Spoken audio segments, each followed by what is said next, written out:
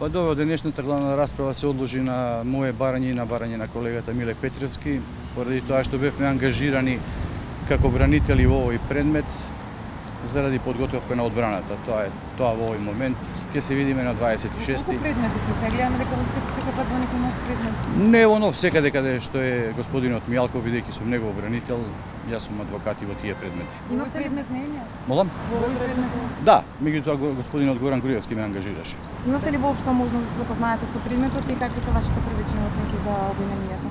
Не, воопшто немав можност да го видам предметот, тоа ќе го сторам во овој рок кој што ни го даде судот, така да тоа би било тоа во овој момент. Застапувате Мијалков, за него се уште веќе одлучи кривичниот суд околу притворот, нешто околу тоа понатаму за обвинението кога дигнавте?